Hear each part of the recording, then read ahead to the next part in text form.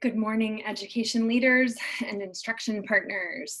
It is March 20th, and there are currently 14,250 cases in the United States. Kansas has closed schools for the full year. California has indicated they will do the same. Many other states likely right behind. And there is currently a shelter in place, so all non-essential businesses are closed in California. New filings for unemployment are up to 30% last week, up by 30% last week, and the economic impact is really starting to unfold. It is clear that to support kids, we are going to have to reimagine school as a service, not a place. And kids are going to have so many needs during the coming months.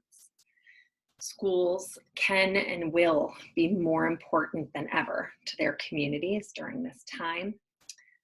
And resourceful educators are going to need to support the wellness and learning of students in entirely new ways. This will require powerful and innovative leadership from school and school system leaders.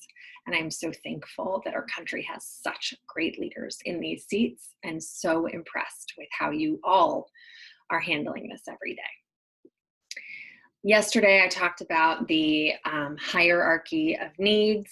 We have updated that document slightly. It will continue to evolve. We have added more specific questions about the guiding questions at each phase.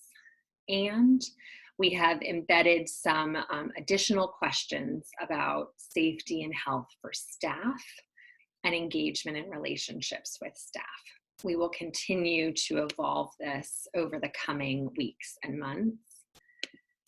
And I wanted to talk a little bit today about special education, and then also talk about a couple of new resources around designing platforms and systems.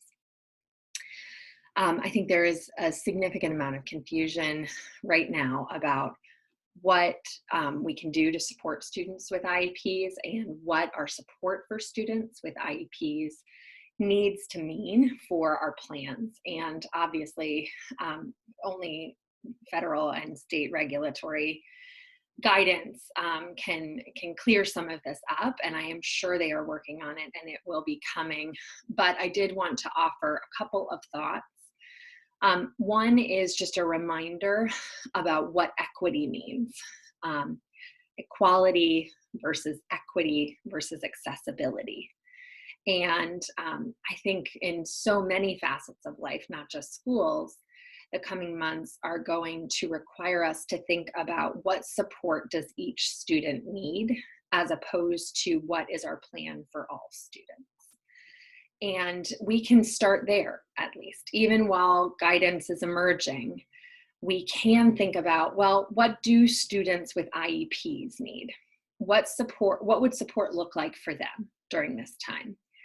And really design solutions that will help meet their needs.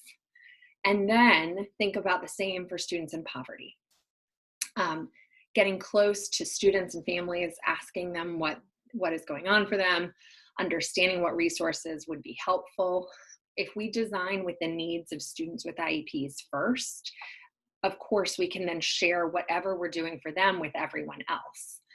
So at the very least, I think we can do our best for every student and focus on those that need the most first, and come up with plans for those students and families. On the Resource Hub, we have added some additional resources. There's a lot more coming later today. There's a lot of content resources coming later today. And I wanted to just highlight one in particular. On the platform and systems page, there's a new resource that is guidance to think through different approaches to set up systems and learning environments. And I think this is true for all systems, for how we engage families, for how we engage our staffs. I think keep it simple, build in phases is a good mantra. And right now, it's hard to see beyond a week, but we can take each week and say, okay, what can we do for this coming week? And then what can we do for the week after? and just focusing in on 1 week at a time. I see a lot of people doing that, but is a little bit liberating. It's daunting to think about the rest of the school year, but we can think about next week. Final quote, final launch. When you can't control what's happening, challenge yourself to control the way you respond to what's happening. That is where your power lies. And calm and solutions-oriented leadership. It is so impressive to see what everyone is doing.